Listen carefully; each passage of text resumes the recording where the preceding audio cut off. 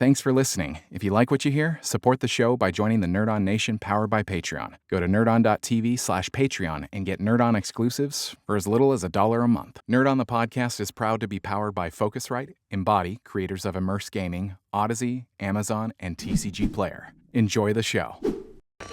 Attention, please be advised. The following episode contains spoilers. Don't say we didn't warn you.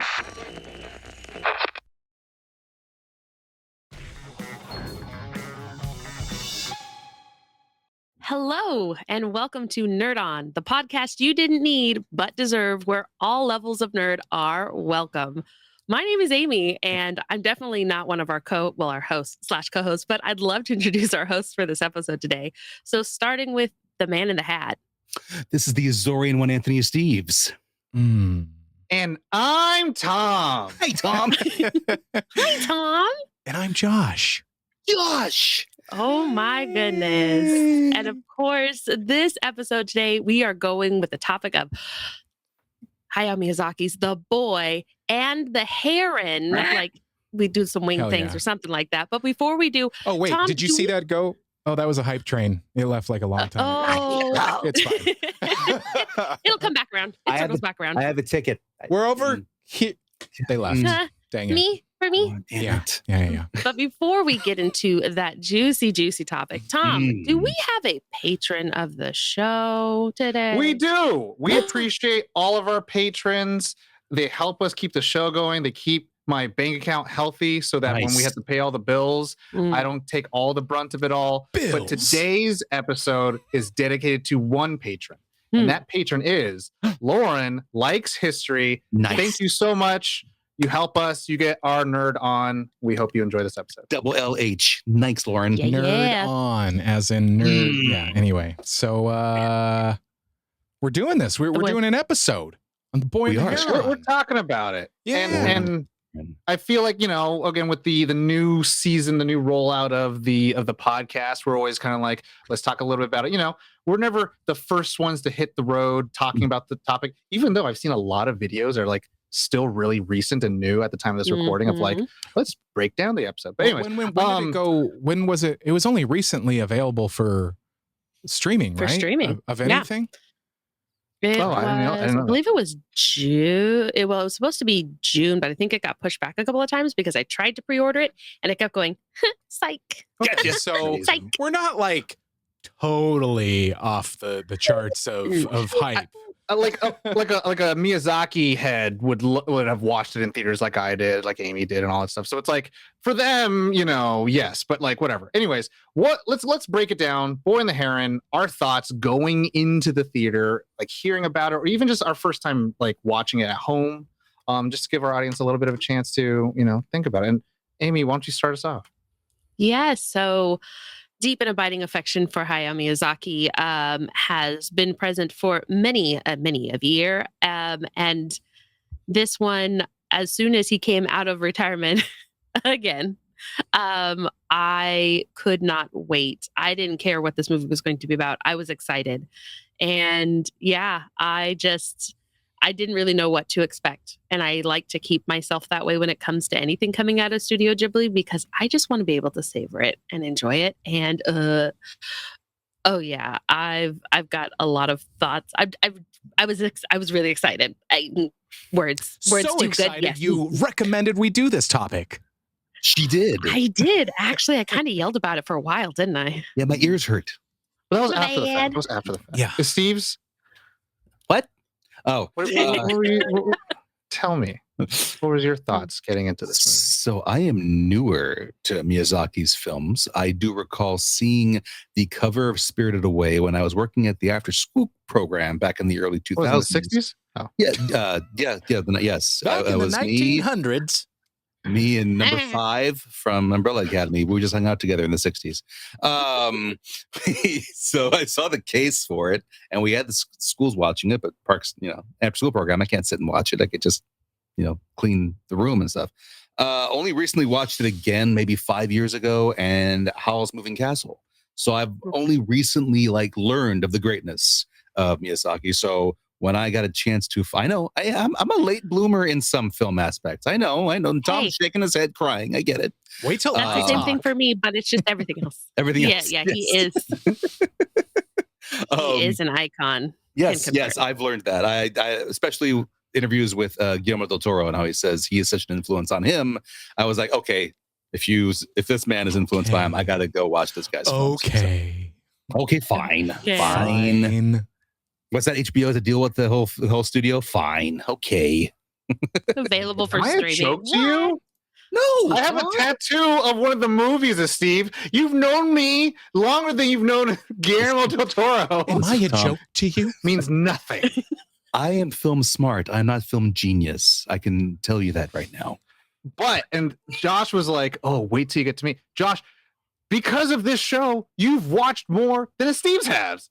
It's true. It is true. Yes. It's very true. I love this. The Azorian one, more like the uncultured one. Oh, damn. I'm kidding. Everyone, it's all your journey. It's all your journey. I think I'm having internet issues. I'm having internet issues. I think just real choppy all of a sudden. Something going through a tunnel. Through a tunnel. Fog's rolling in. No. Fuck you. It happens. Josh, you or me? You go, Tom. Baby, I got a tattoo. Show your tattoo. Yes, there delivery service, man. Come on, man. I'm the person that be like, you like kind of like me and Amy. We're the someone that if you're like, oh, I don't know, if my name's Anthony Esteves, I like movies. Can you tell me about this? And I say, like, let me put you on game. Me and Amy both, let me put you on game, homie. Start with this. For your kids, this one. For this, for you, boom. For the family. Mm-hmm. I showed them Spirited Away. I did show them Spirited Away. Clockwork Orange style, like, okay, you need but in all seriousness, I love Hayao Miyazaki as a director, as a storyteller, as an auteur. If you want to call it that. I know a lot of people will get mad and cancel me immediately. But I mean, to me, he is so rare and necessary in the climate of entertainment and media consumption, as someone who is so multifaceted, as well as like kind of Shakespearean in his own life and his regard to the world and how the world has regarded him. We do joke about the retirements and all that stuff. And there's so much documentation to show like who this person is and how those things do and don't come across in his work. So hearing how The Boy and the Heron, I think the biggest thing I heard about was like The Boy and the Heron. Then you hear like, come this way. And it's like, it was like Willem Dafoe, Dave Bautista, blah, blah, blah. Yeah. And then you heard and you're like, okay, that's Willem Dafoe. And you're like, Robert Pattinson. And you're like, that's what I went through. And Christian Bale's in there, Florence Pugh's in there. So there's like all-star cast because, I think that's a really cool thing that where American Hollywood actors have such a love and adoration. We've talked about the story of Howl's Moving Castle and Christian Bale after Spirited Away was like, sign me up. I don't care. I got to be in it. And, and that's a cool, lovely thing.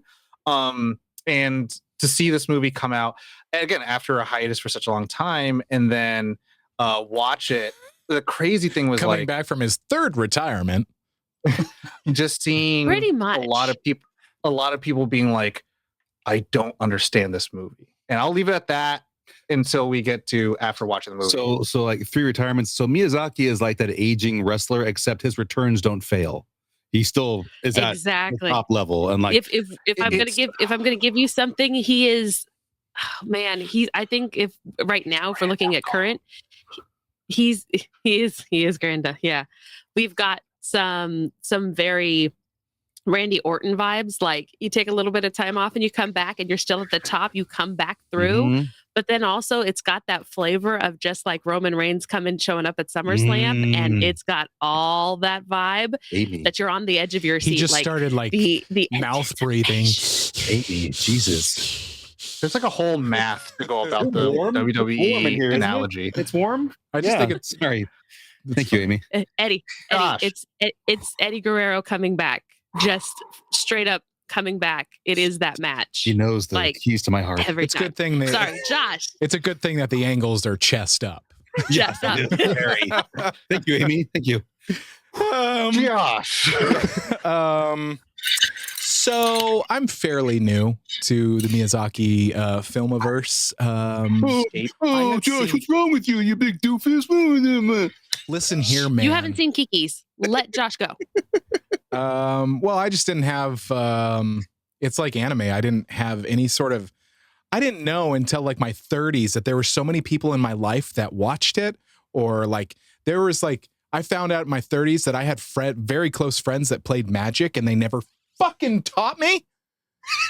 I'm not angry.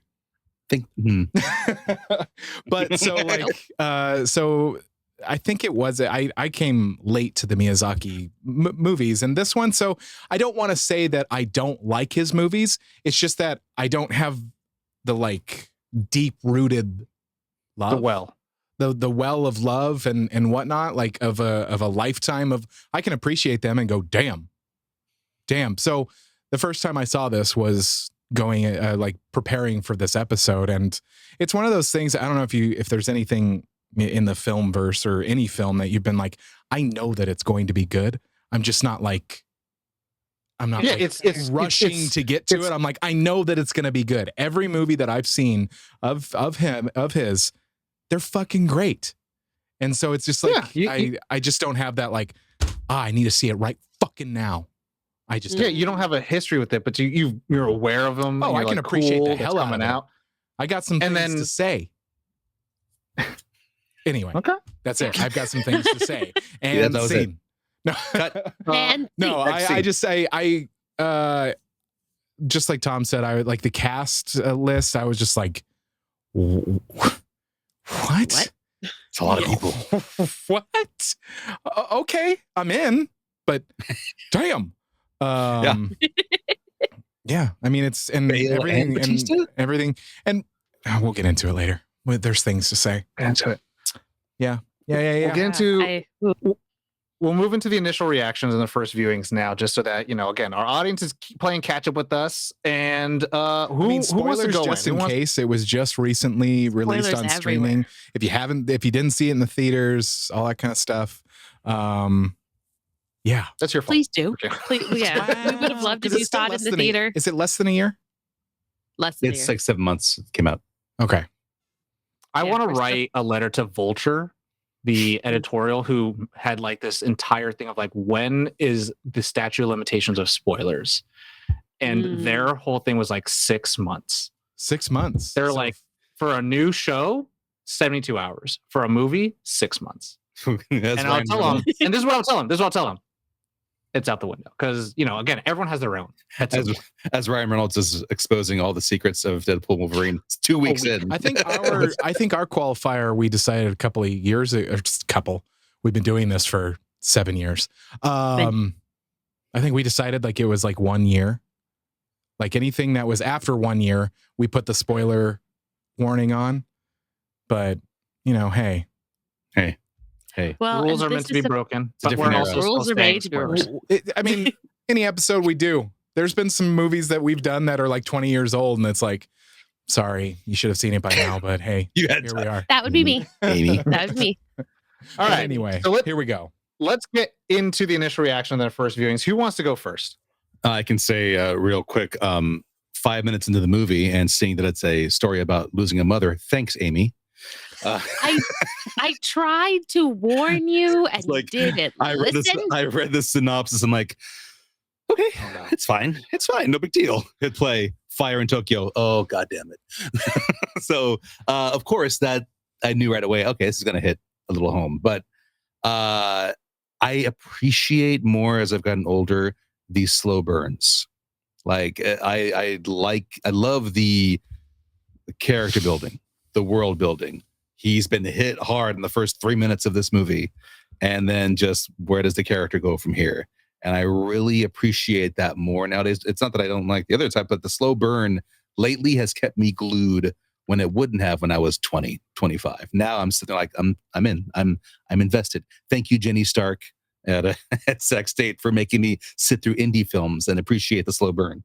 But the colors in this film, the way it looks like paintings just these great portraits, and Bonnie, the characters. even at one point, we paused a frame, and she was like, "That looks like a Monet. That looks like a Monet. That looks so good." It is beautiful. It's gorgeous, and the fact that he's one of the few that are still doing like completely hand drawn animation, and that's not CGI, not special computer effects here and there. I was mesmerized by the visuals of it right away, and of course, glued by the story. Yeah. I mean, I'll pick up from there. Mm-hmm. Coming out, mind you, I saw it in XD, and there were small children who parents probably thought this was going to be Totoro. Sorry, my friends. You're gonna learn today. They learned, and there's some great moments of brevity and just wonderful pickups. But I can honestly say, of course, I cried, but I was left with that the sigh of deep satisfaction and a bit of that lean back in the chair and just like let it sink in. I think that one of my favorite things about Miyazaki, as much as I've dove into just his entire filmography, is not only appreciating the little things, but being able to find those moments where it is that big sigh, where it's like the story's complete and you know that your hero or your heroine afterwards continues to live. And that is something that I've learned to treasure, especially when it comes to him. And in this, we'll dive into topics of questions of legacy and how this impacts. And Josh will have even more insight because he'll be able to pick up on Easter eggs and other things he sees parallels with. So will Tom. Sorry, Steve. We'll work on that, buddy. But yeah, I was floored, and I felt so very honored to have the opportunity to see this on initial release on a big screen. Yeah, it was good. It's good. Josh? Basically from the first 5 minutes I was in. The whole thing was just, it was a visual treat. I don't want to get into any favorite parts yet, but it's like there are so many parts that I was like, whoa. And I was like having like stoned moments where you're like, whoa. Like you're like realizing the fabric of time and space, and you're like looking at the frames and you're like, whoa, that is just like, there are some things about really, like I've loved cartoons since I was a kid. My first username was Cartoon Crazy Boy. AIM, baby. No, let's bring it back. Let's bring it back. Let's bring it back. Web TV. No, it was Web TV. But Crazy Boy. But so cartoons have always been something that I've really just been interested in, and like watching this and really just like kind of paying attention to the frames and just like, wow. I mean, there are some things that I was just like details. There's details in the frame that you're like characters doing something in the background that you're just like, it was just like an appreciation. Sandals sticking on the foot. There's, it was very interesting. I just think it was a beautiful movie, and I thought it was a departure, so to speak. Like it wasn't like, even like you said, I mean, it's like, this isn't your grandma's, Miyazaki. This is, we're not going to get to the magic till about halfway in. So prepare yourself for some trauma and trauma responses. Let's do this. So, but it's a, I mean, if I were just going to like initial reactions, damn, that's beautiful. It's very pretty. It's very pretty. Like I couldn't stop looking at the backgrounds. Like it's just, every scene was just like, whoa, like, am I at the Louvre? Like, what is this? Like, what is happening? Anyway, Tom, back to you, Tom. Steve, did you want to? Were you going to say something? Oh, the way Josh says "damn," I think of the way Kevin Hart yells "damn" when Don Cheadle says how old he is. That's the first thing I hear. That's 7.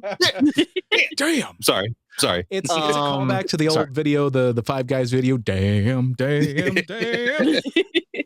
Damn. So nice.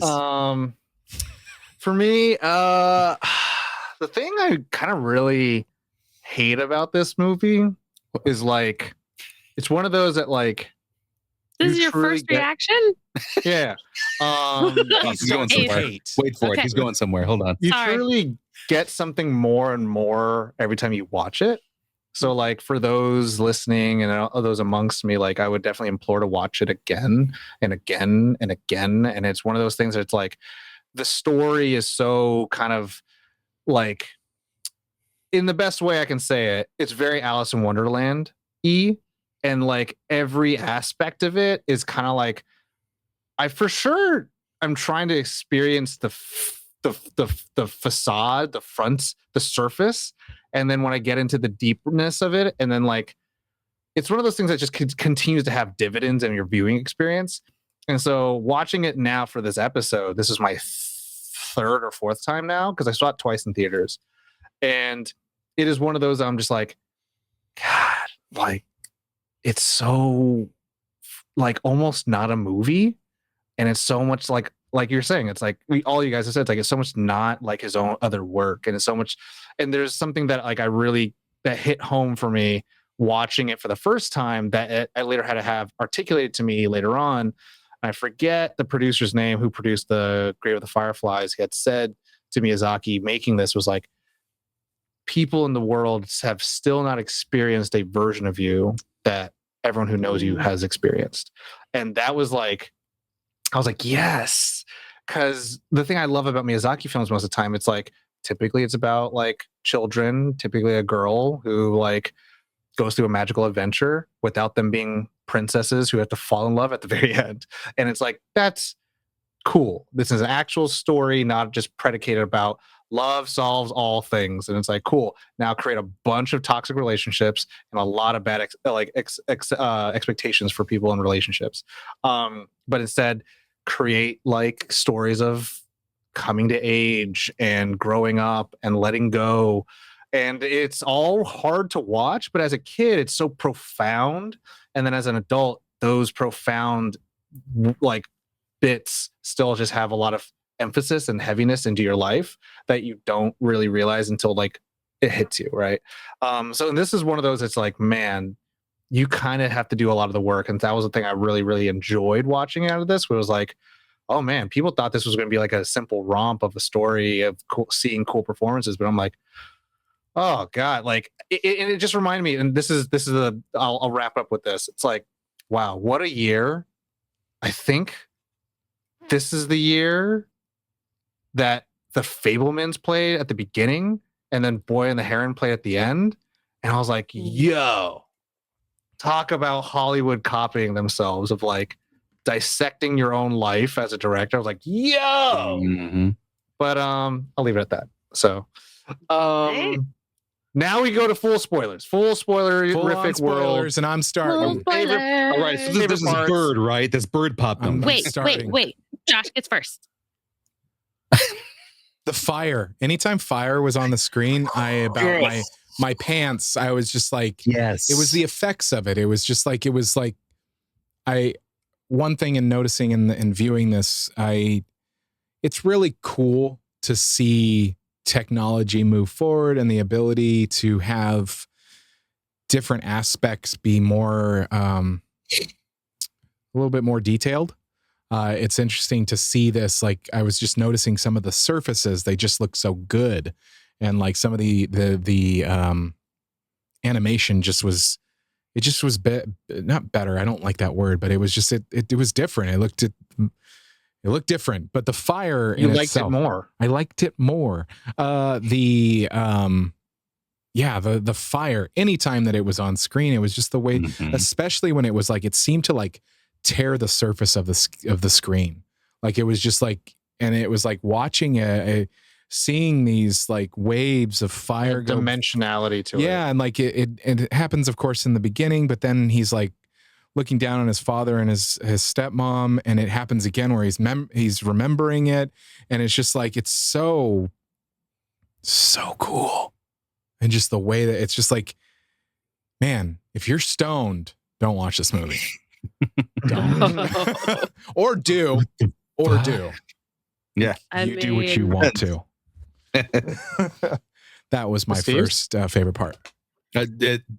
Well, Josh, the fire was what stood out to me. Like the initial one that occurs during the fires in Tokyo, how he's running through everyone, and it seems like they're disintegrating into the fire as he's passing through them, trying to get to his mother.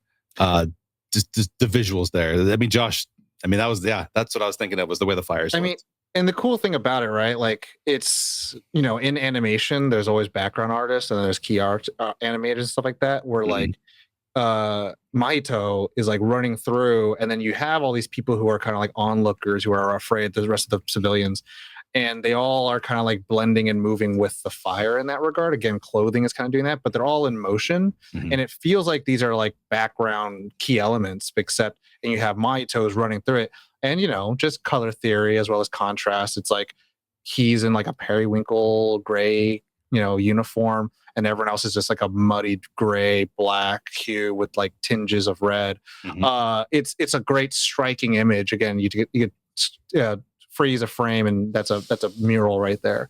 And I think it really has a dynamic intensity to the beginning. Yeah, I think that I love the way that it sets it up, and the artist that ended up doing it, and he's done other things, but it transitioned really well whenever Mahito was dreaming too, that it felt like that sequence in the beginning where you couldn't really almost differentiate between the reality and the dream worlds that he was in. And you're like, well, maybe that didn't happen. Maybe that's not what was going on, where, his mother's hospital was firebombed, which is very telling of Miyazaki in and of himself, because he said, my first memories was my city being firebombed. Like, there's no way we can really separate him from this work. And even in those first moments, it is so, it's just so deep. Like, if we can transition for a little more of like favorite parts, I loved what I will quote Guillermo del Toro, the unnecessary gestures in this movie, the small ones, him putting on his shoes to run out, the way he takes the time to chew the rice to get the paste that he needs, just all the small gentle movements and gestures that are built into this film are littered everywhere, and they've always been in his movies to give you that breath, but you really see it here, especially when we see the first time we see the heron and he does the pass by with the sweep, and then he stops and he lands in the water, and he's just like, you're thinking, okay, still we're gonna, it's just like, yes. I was paying attention to that, like today, when I was watching it again, I was like, you're watching a movie. You have a cinematographer that is just going, then we're going to go here, and here's the frame, and it's like, wow. I mean, just because you're talking about those little moments, there's a bird on his shoulder at the end, and the bird does what birds do. It's cleaning itself and its feathers. And you're like, it's almost like you're not supposed to see that, but it's there. It's life living. And every frame lives. And that's what's really, he could have just let that bird just sit there. He couldn't have, even with the heron in the water, when he's standing there, you're like, oh, beautiful heron in the water. And then he starts walking away, the and you're like, reflection on the water, oh, crap. I was like, he's and it comes also in the actual characterizations too, when the heron has the hole through its bill, and then Mahito has to carve the little thing, and then it's like, cool, we got the thing, now we're moving on. Then all of a sudden it's like, this is really annoying me, and it's like, we're going to take the extra time to be like, cool, even the first version of the cork that's supposed to be in the bill isn't right, and we're going to show you that they're working together to do those things. Like I think, to add on to Guillermo, and to paraphrase him, because I feel like I can say this and be like, he said this at some point, and it's like, it's a labor of love. It's all love for the medium. It's not a genre of animation. It is like, animation is the medium of storytelling that film and TV cannot get away with. Animation has its own language, and it's able to do things that film and TV audiences have no patience for. But like, when you watch it in that medium, it is like moving calligraphy, painting, and it's just like, holy crap. Yeah. Fire doesn't scare me. I'll be so lucky to have you. The moments of him with his what will be his mother, that scene right there, that's my scene. That's the scene. I aspect. I don't have a favorite part. I think. I mean, there's great parts, but like aspect wise, I think it's Granduncle. You know what I'm saying? Like it hit me so goddamn hard. Because like again, Amy said this movie's part and parcel with Hayao Miyazaki's life, and in the same way of like how Fableman's like you can't watch that and be like, I wonder where he came up with that idea. It's like, bro, Spielberg it's his life. that shit. And Miyazaki, you know, like he's Granduncle. I'm this man who is living in a world on my own creations, and he's kind of this depressed, sad old man who's created all these magical things, these universes where people live, and you know, even in that world, these creations go and die, and like without him constantly tootling and working on it, it dies. And so he's like desperately trying to find someone to do it when there would be, you know, ideally his own creations, his own company, people who are like, why haven't you found us to figure this out? And he's like, you guys just may not have it. And like, if you ever watched, I believe it's Dreams of Miyazaki. I forget. It's the Kingdom of Dreams and Madness. That documentary. Yeah. God, I've talked about it so many times on this show, and the first opening sequence is him talking shit about the Frozen song, and I'm like, this is how you know it's gonna be so good, because it's something you never expect. You're like, whoa, I didn't expect him, this guy who makes these happy, beautiful characters, to be like this like kind of curmudgeonly, you know, very strong-armed person.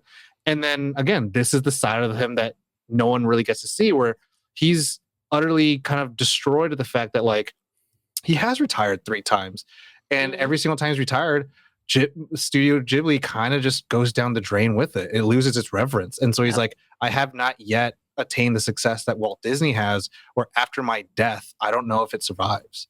And it's like the creation of that in storytelling, and then the, you know, again, expressing that to your audience who's grown up on your films is such this like powerful, courageous like thing. And also do it in a way where like everyone is also feeling this like tragedy and learning to let go, right? The whole kind of theme is like learning to let go and accepting what is. And it's like, that's Mahito's whole journey. And that was also his journey as a young child. And I was just like, my brain was going psycho mode watching this. I was like, what the, oh my God. You know what I'm saying? Like, it's crazy. It's a crazy movie. And I think one of the best things when you get to watch the doc for Kingdoms of Dreams and Madness, he points out, he's like, filmmaking is suffering. And you're like, what? All the best memes come from that documentary. Yes. Like him stressed out. He's just like, he's over it. He's over it. Looking everywhere. at the cat, being like, look at I want to be like you. No schedule. It's so good. Or him taking out his goat, like the goats for the children. You see a man living, but you also see the struggle that he has with coming to grips with that. Like this really was just coming to grips with grief and morality, that this is like, he's living as the granduncle. There may never be a successor. There may never be anyone to come here in that never-ending quest to keep creating, to keep filling back up, you know, Ghibli's like essentially their tank, just to keep them going. And the fact that Mahito, when he first gets the gray heron, like tries to entice him, he goes, I know it's a lie, but I want to see. I'm like, okay, we see you. We see you, Miyazaki. We see you, because it's like, he knows that he has to. And I think it's at one point he talks about like that the animator has to make it a lie so real that viewers are fully into it. And the world depicted seems that it could live, that it's actually alive, like it's living somewhere else. And he's done that for so many years. And in his struggles with his own son to like, and his son is talked about at length, Esteves, about how he's had to watch his dad's movies to actually learn about him. I know that quote. I read that quote too. Yeah. Yeah, no, but that's like, he's talked crap about his own son. And we're like, man, you are just a hard dad to please. As a non-father, I so get it. I so get it. Cause like, in the end of the documentary, and again, a lot of these themes and why we bring it up, it's like, oh, is the episode about the documentary? It's like, no, but a lot of these things echo into this film. Like, his son wants to make films. And the tough thing with that, again, it's so hard line. I've said this before. Hayao wouldn't accept that. He's like, you can't just want to do this. You have to do this. And it's like, this is something you have to do. And at the end of the documentary, he kind of was proud of the fact that his son was like, I don't see you as my father first. I see you as my rival first. He's like, good. Then maybe you will have the conviction to tell the stories. Because this, like, and that's the thing where like Miyazaki, it's such a perfectionist in the way he's doing it, has fought against AI, because people have talked about like, we're going to try to emulate your Miyazaki aesthetic with AI. He's like, this is the abomination against humanity, where it's like, he would completely crumple up people's entire like illustrations. He's like, no one's happy here. He's like, people don't look like the sky's real. They just look like they're existing in a fake world. And it's like that level of detail follows through in this movie so much, especially when, again, we've talked about the details and we talked about like the characters are not perfect and they don't say all the right things possible. And also like it gets a little Shakespearean, like Hamlet style of like, I don't know what's good. I don't know what's bad. I don't know what's progressing the plot or where we're going sometimes. And it's like, that is almost the most realistic thing.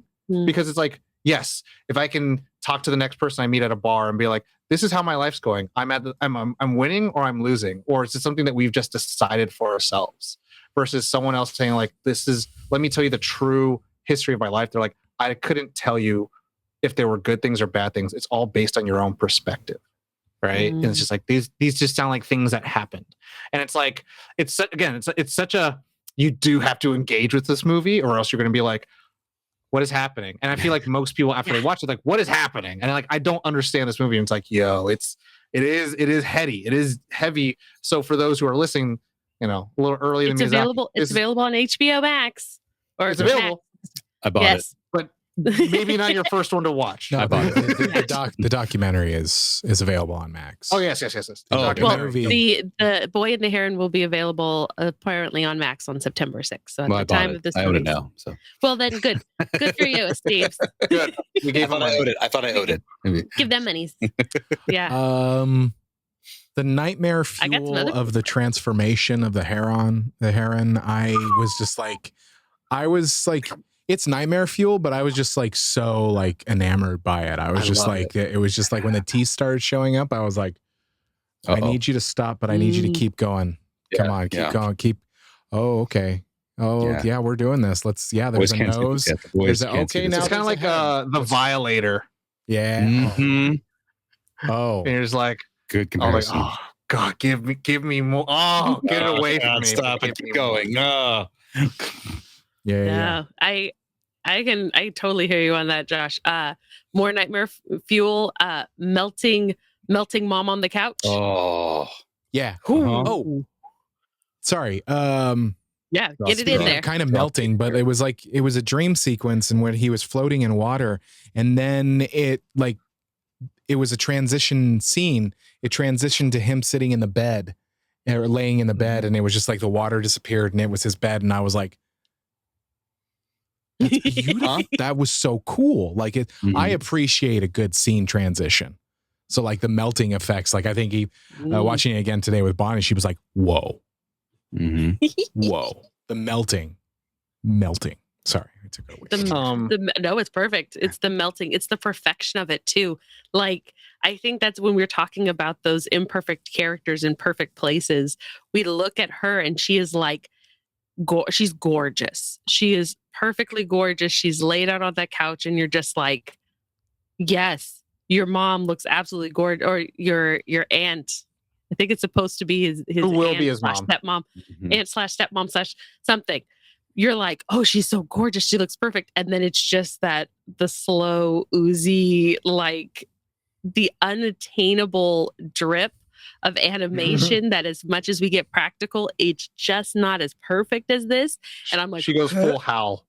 Yeah. Oh. Hal starts melting. When no one will let me love me. I'm not beautiful. Yeah. I do want to mention just because I think we talked about themes and all that stuff.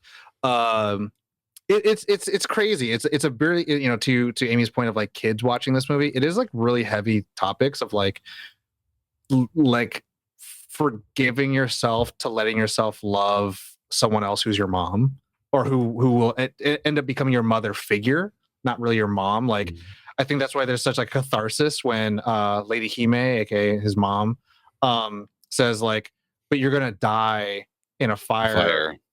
And she's like, to Esteves' point where it's like, I'm very lucky to have had you as a son. And it's like, I'm very lucky to be your mom. And it's like that's the thing. It's like, it's just the time we have.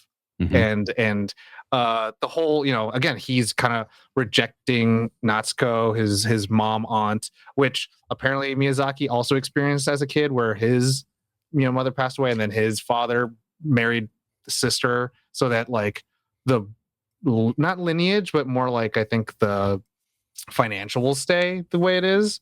And I was like, live until 83, so they might have just got divorced. Maybe.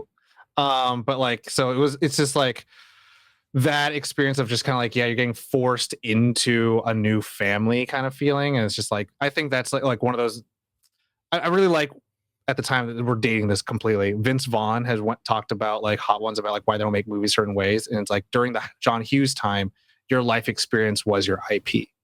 And it's kind of like, yes, everyone turns 16, everyone does this stuff. At some point, all of us go through tough family moments, and it's like this character, this boy, at this like really rough time in history is having to go through that. And it's like, you know, and thankfully we have this magical, you know, fantastical world that kind of like pushes him through, and you know, he gets forced to doing things that he would never have had done, you know, fending off parakeets and, you know, talking to a dead pelican.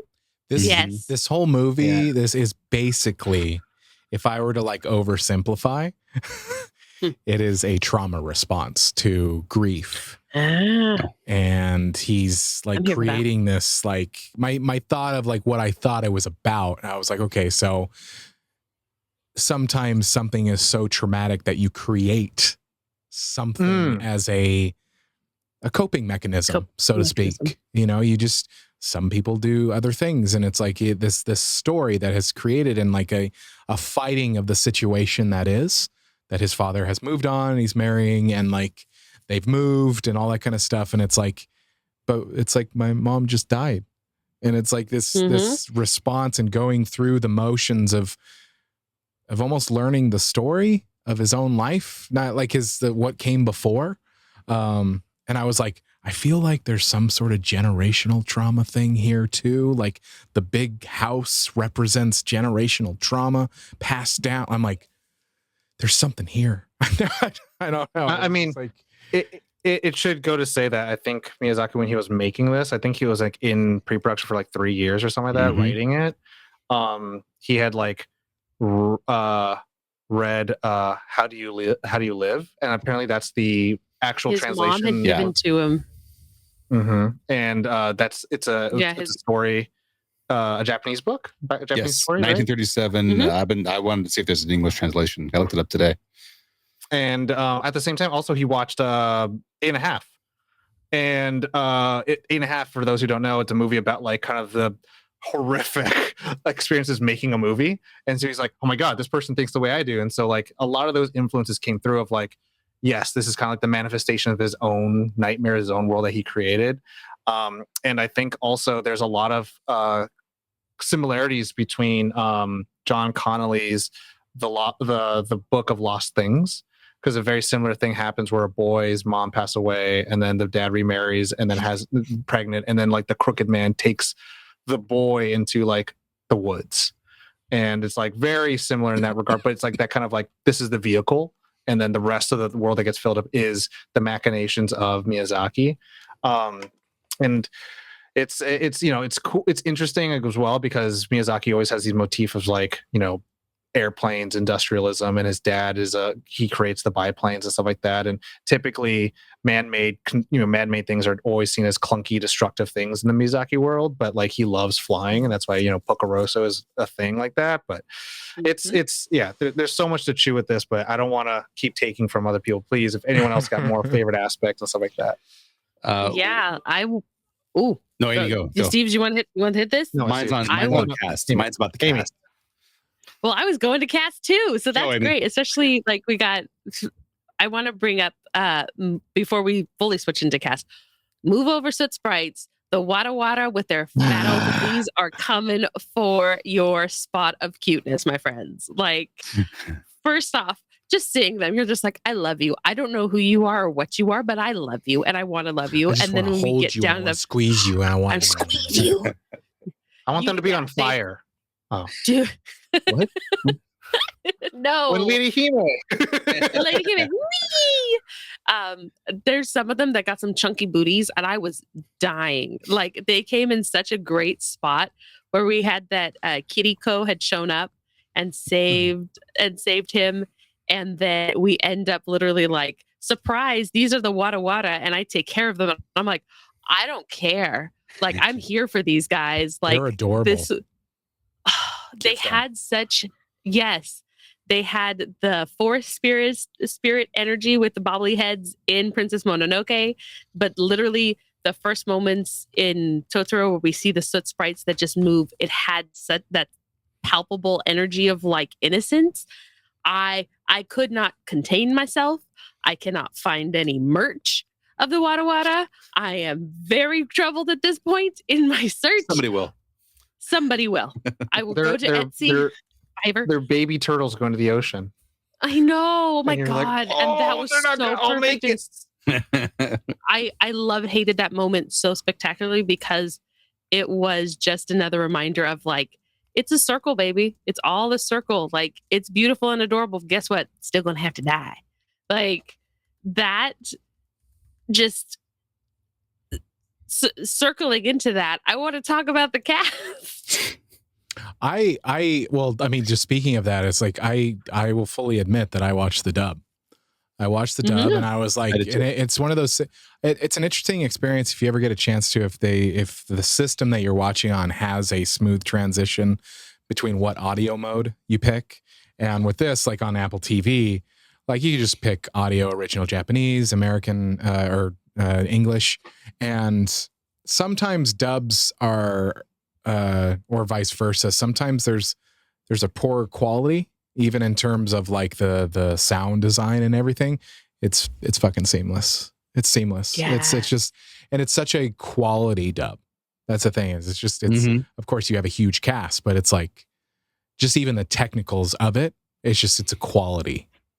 And that's what I mean, just like what I said in my first, like going into it, it's like, I know that this is going to be good. It is. Anyway. Yeah. And won the Academy Award. Yes. Best animated feature film these last Oscars. Shamik Morsed, who plays Miles Morales. He said it's totally cool if I lose to the King. Yeah. There we go. I was like, yeah, recognize. I'm going to name off the English dub cast because, forgive me, I'm ignorant to the Japanese voices. The only name that sticks out to me is Jun Kunemura, who is the Parakeet King, and I know him because he was Boss Tanaka in Kill Bill Volume 1. So that's the one I'll tell you I know there. But here is your English dub cast. This lineup. Christian Bale, Dave the Animal Batista, Gemma Chan, Willem Dafoe, Karen Fukuhara, Mark fucking Hamill, Luca Padovan, Robert Pattinson in a role that I did not see Robert Pattinson voicing. Never saw coming.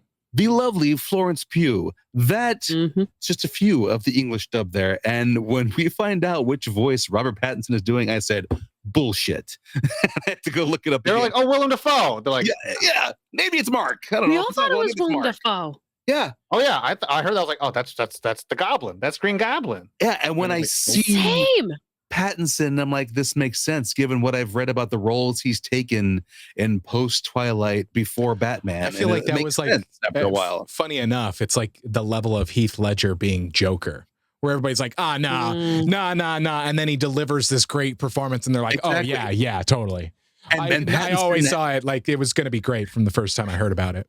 And Pattinson already has a lineup of role, like a drug addict in New York, a preacher in the Deep South, and his voice, the way it's changed for every character. An actor with Cronenberg. Of Cronenberg. Yes, exactly.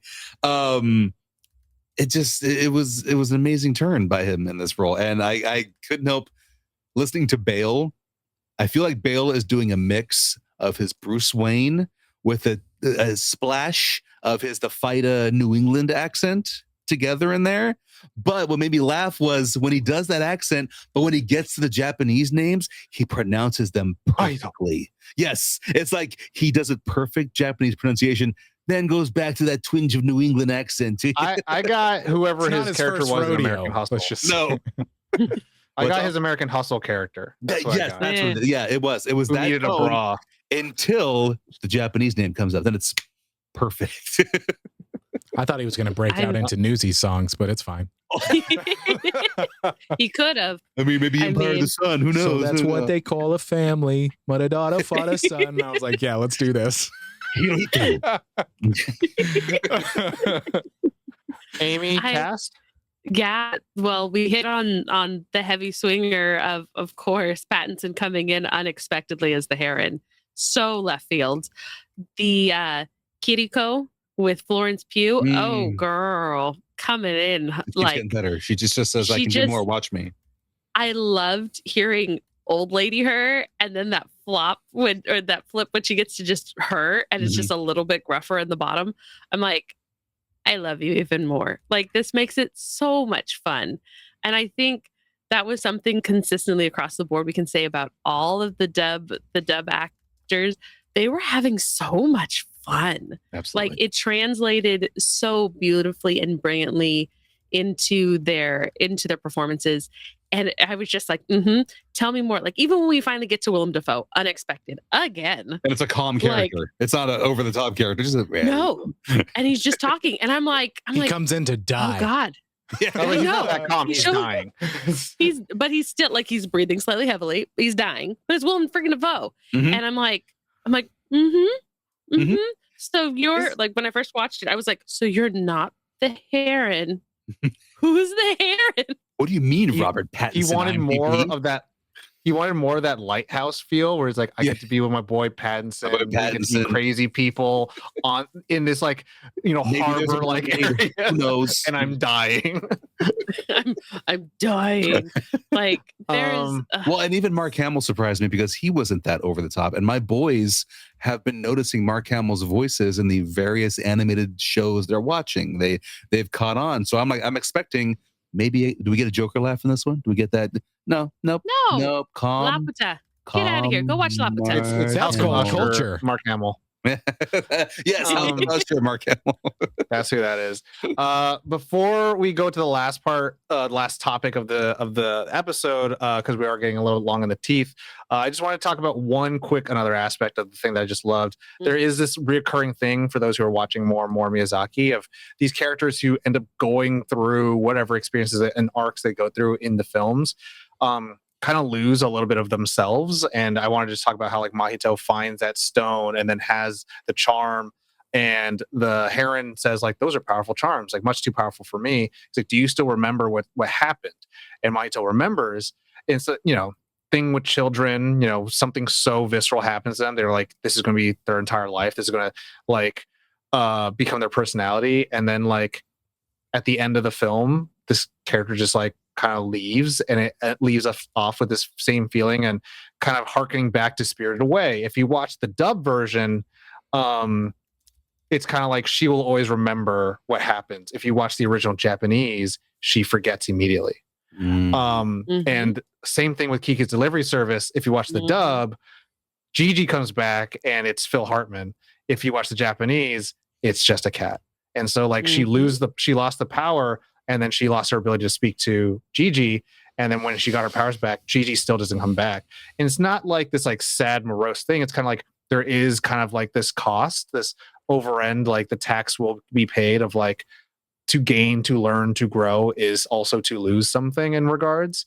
And I think those are one of the hard hitting truths that like, again, I don't want to just completely doo-doo all over Disney, but it's like these are the real stories that people ought to have learned growing up, and these are the ones that should have been the more popular things. It's kind of like Pinocchio, right? Not a happy ending. The kid gets killed and it's hung up on a tree, and it's like, yes, piece of shit kids should get punished. OG. Yeah, and it's like, unfortunately, yes, it's hard, but like these will enforce real good messages and lessons for generations instead of just being like, it all works out. No strings to hold me down. No, I can Thank you, Ultron. agree. I can totally agree with No you on that, strings on especially you. apparently there aren't. I really can actually agree with that. And there's something that I think a lot more, I can say nerd Western parents are turning to Japanese animation or just animation as a whole that gives those stories of cost. There is always a cost. Like, it's never going to be easy, but understanding what you give up in the pursuit of growth is something that can be translated and given to children, regardless of their age, for them to understand. And while Disney has consistently, especially as of late, Pixar's been trying to figure out their way around that. They've been trying to show that there is a cost for everything. Even if the ending is happy, there was something we had to give up or something we had to learn how to grow. Looking at you, Toy Story, before we can actually like get to where we need. Not the 4. Don't make that face, Tom. I'm talking about and Toy Story 1. Same thing. We had to sacrifice some of self for us to be friends and get along and make our big person happy. I'm Mrs. Nesbit. No, sorry. But when it comes to Miyazaki, there has never been a moment that he has shied away from being earnest and treating his viewers, because they're children's stories. He's never shied away from treating those children exactly as if they were adults. And he does it in such a way with such artistry that it makes the scary palpable and it makes it attainable. It's much like when you watch Secrets of Nim. Like, Don Bluth was doing some of that too. There's a lot of the animation that we grew up with, and I'm not dating us, that literally did not want to coddle those children. They wanted to teach them less. You wanted to teach a lesson, but you also wanted to remind them that there was a cost, and there will always be a cost. And that when you move into reality, whether with its honesty and its humanity or its illusions, there is always a cost. And I think Miyazaki has figured that out to such a beautiful and brilliant point that it's not lost on the old, and it's a gift to the young. And at the end of it all, people, and I think to your point of your first viewing experience, like, what a pleasure it is to be alive. And it's like to experience that. And then, like, yes, it is heavy, but it's like, man, I gotta walk away with my life instead of like losing it completely. Well, it's a little like Train Spotting in the sense of like choose life, like how do you live, and like him choosing the quote real world in terms of instead of his where there's murder and pain, his coping mechanism and the being grateful, so to speak, for what already is, his friends in the real world, like that kind of thing. Like, it's a really, because he could choose to just run away from it and go. He could have built the tower. He could have been the guy. Easily built the tower, yeah. But he decided to embrace the real world. Like, I think it's interesting. It's interesting, and it's again kind of the lamentation of Miyazaki being like, he's the one who didn't choose that. He didn't choose the real world. He chose to stay toiling on this tower, and then kind of forfeited a life, it's just cautionary tale in some regards. Lasting thoughts. I think we're kind of already in there. So anyone's lasting thoughts, but as well as like, how would we recommend this? I would. I would absolutely like recommend it. Like, yes, of course, see it. I almost feel like there would be like it depends. If you've seen a Miyazaki, I wouldn't say this be your first. 100%. It'd be like one of those things where it's like, maybe go somewhere else for that and then come to this one. I mean, Kiki can be hard too, man. Okay. Japanese. On the surface level, Japanese. Surface level, perfect. It's so easy. On surface level, it's so easy. But you get down in there, you know exactly what I'm talking about. Well, there are some departures in this one that I think aren't as, they don't happen as much as other ones that are a little bit more. Yeah, I think it's already been mentioned. Like, I like the way that some hard lessons are taught in this form, And I think that there are things that, like, even me personally, that I've learned in my life that I'm like, yeah, that that thing. But yeah, I mean, I would absolutely recommend it, but maybe just a preface of maybe watch one of the other ones first and then come to this one. It's really good. There's a reason it's Oscar material. There's a reason. Steves? If you're able to expand your mind outside the films you're so used to, you're going to find art, and you may be surprised and find something you really, really like. That's what I say this movie is. If you're willing to take the ride, throw everything out the window that you're used to regarding animation or animation storytelling, and go with this, you will find a beautiful story. So I would highly recommend. Smart people watch this movie. You could be one too. You could be smart too. It's why I bought it, just because I felt like reading about it and the essence about it and the stories about the director. I'm like, I might as well own this film because I feel this is something I should own, and I'm happy I did. It could be a smart one. Yeah, could be. It could, but as we know, that Randy Orton music is gonna hit. And the Viper is gonna come slithering back in. I want to live that life. I want to die making movies. So everybody keeps asking me that, and yeah, Amy, I'm thinking I'm back. I'm gonna do me. Then I'm gonna do you. That in order. God, consensual. Which is no, because she's very spoken for. Absolutely. I echo everything that everyone said. I'm gonna say it this way. Yo, listeners out there, this isn't for the show isn't like catered to children or for adults. It's for everybody. But if you are under the age of 18 and Miyazaki's your first thing, I'm gonna say this. Classic. Kiki's. Then Spirit Away. All for everyone. Then if you want to go cray-cray, you can make a little detour to Akira. That shit's great. And then come to this. Because if you like, that is like a great like like brain expansion exponential leap you can go. For all those over 18 who's like, experienced, maybe over like 25, because you've experienced something at this point. You could do any of the Miyazaki movies and then this one. Just do any of them and be like, did I get it? Do I know what it's about? It's about a giant cat, dragon, rabbit thing. It's like, no. It's about kids and their mom is dying. It's like, there's a lot going on. There's a lot going on. I definitely, of course, will always recommend people see Miyazaki in and of himself. The House of Ghibli is doing what they do best, and they continue to strive to meet the high benchmark that he already set. Years of toiling to maintain the kingdom by balancing those blocks has definitely taken a toll on Miyazaki, but not in this film. If this is your first, I would definitely put a pause on that, put a pin in it, and take in. I know. Well, you have a little bit under your belt. This wasn't your first. No. I would definitely say little bit of Tom size. Good job, Esteves. Make sure that you take the opportunity to look at some of the ones that still have a very good impact, but are less Inception-y in concept, I guess. Like, if you want that, we've got Paprika. I definitely recommend that, but that's not a Miyazaki either. Satoshi Kon. Yeah, well, we could also do some Millennium Actress if we want to get a little flip and floppy all over that. I could speak it all day, Tom. Perfect Blue. But Perfect Blue. Wait. This is not the episode. Sorry, this is not the Satoshi Kon episode. So for Miyazaki, I definitely recommend taking that opportunity. Spirited Away, Howl's Moving Castle, the real Kiki's, they're really, really approachable.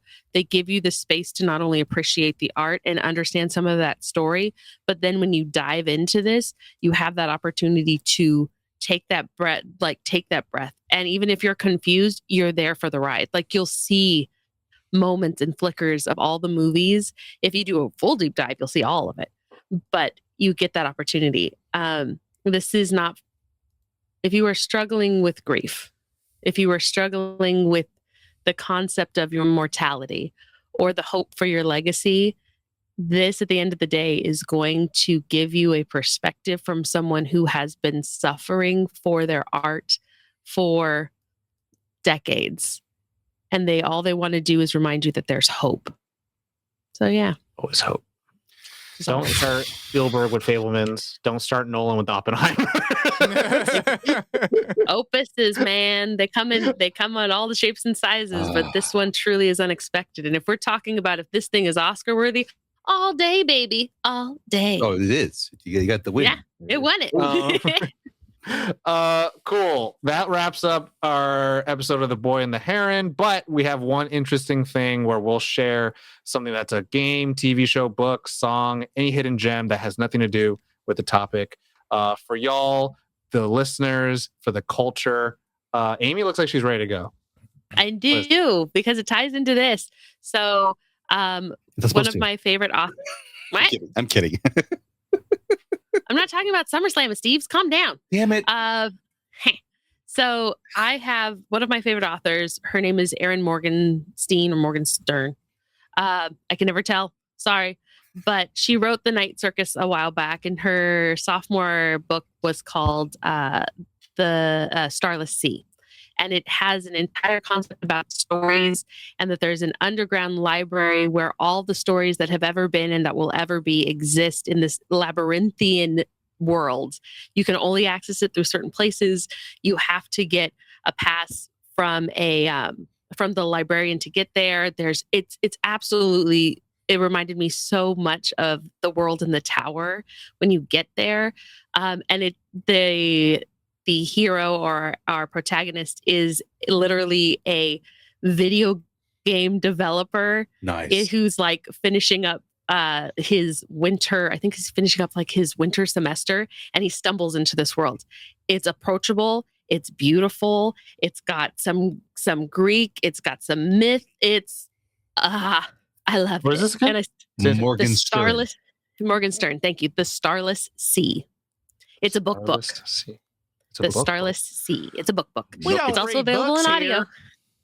Hey, we gonna read books. Oh, and also if I'm going for non-book news, but in book news for comic books, Saga came back. Hey, off that hiatus again. This isn't the update. Okay, Esteves. So I watched the movie. No, I'm also in a book. I've finished a previous one about a certain orange man, and the current one I'm reading right now is The Guns of August by Barbara Tuchman, and it is a Pulitzer Prize-winning book. It is about the first month of World War I and everything that went down that led to the horrors of World War I. But it's the first month in World War I. I heard about it from Bob Woodward in one of his interviews, and everything I've seen has been how great a book it is. So I wanted to give it a shot. So I'm going into World War I, guys. There it is. We'll see on the Historically, yes. I'll go with the next so Josh can round it out. I'm gonna do the Anime Boy. Anime Boy. I don't know if I've recommended this already because I feel like I've talked about it so much. It's on Netflix right now at the time of this recording. It's called, I don't know. No, I'm not talking about them, but I will. Okay, I'll talk about it. Delicious in Dungeon is one that I could talk about, but I wanted to talk about another one, but it's fine. Delicious Dungeon is great. I started watching it. It's a Netflix original series. Mangaka, I don't know who the original manga is, but if you love Dungeons and Dragons and swords and spells, and you want to see a party that is in over their head trying to figure out a funny tangential thing that you might like with this genre of that, it's anime.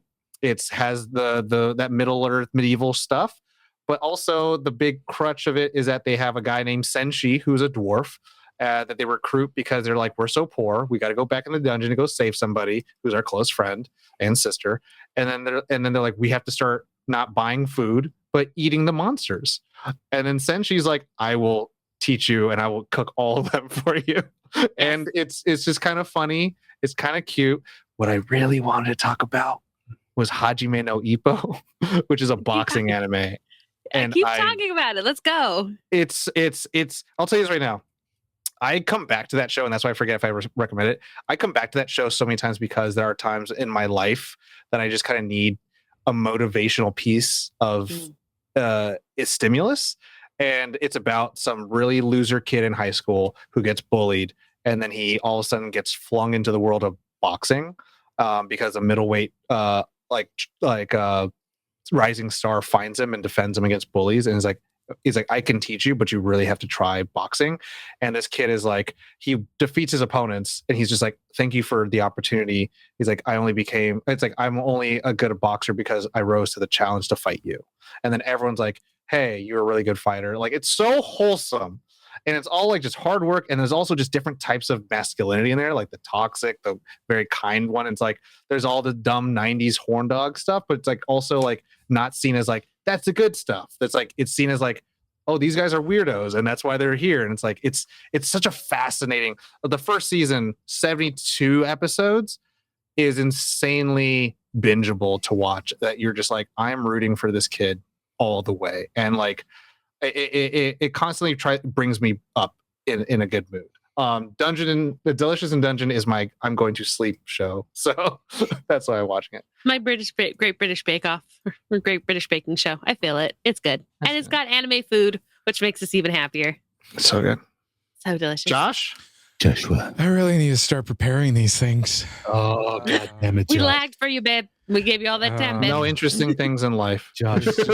I just keep like re-watching old things. I mean, anything, I would just say watch things that make you feel good.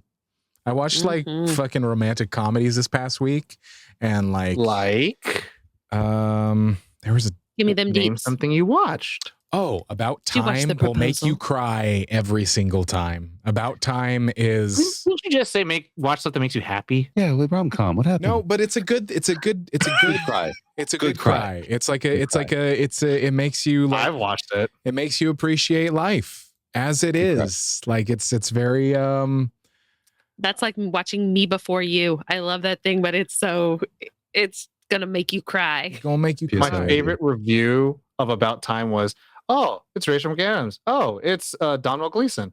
What the fuck? That was someone's review. Like, oh, okay. What the fuck? I was like, oh shit. But they loved it. They loved the movie. Like, insane. It's like make you cry for no, like, why? Why would you do this to me? Yeah, I've been doing this thing where it's like I am doing my best to only watch things that make me feel good.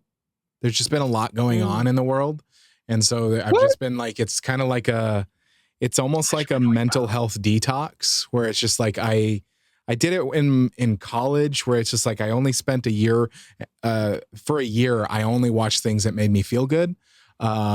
Listen to music that was positive, like stuff like that. Like it's it gives your mind, because we are influenced by the things that we watch and we intake, and we like, even if humans tend to go towards negativity. Yeah, even if it is good, it can be fucking brilliant, but it's like sometimes you got to give yourself a fucking break and feel good.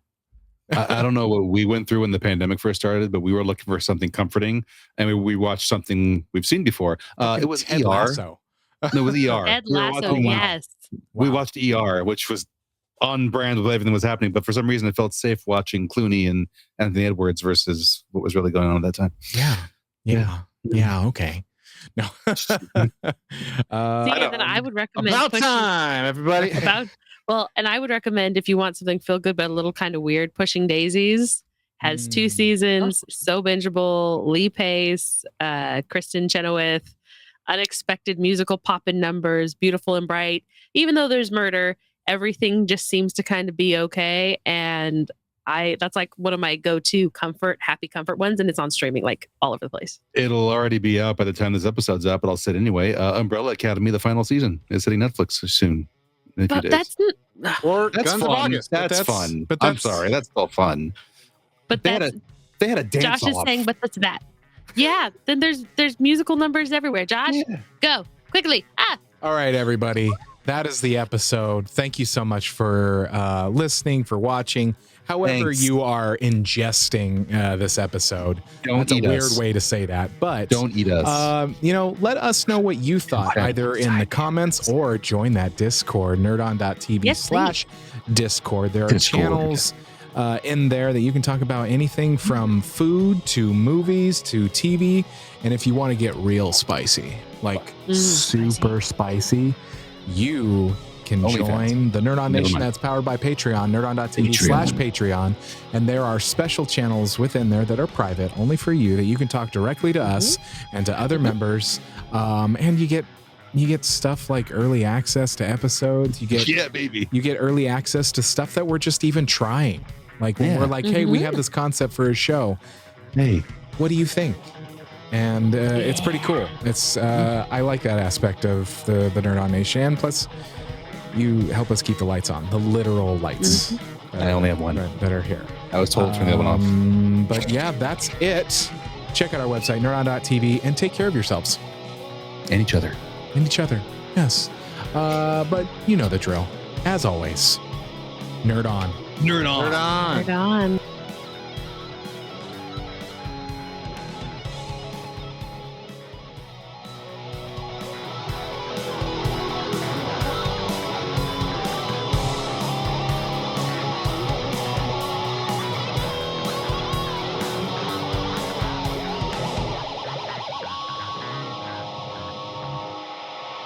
Ending broadcast.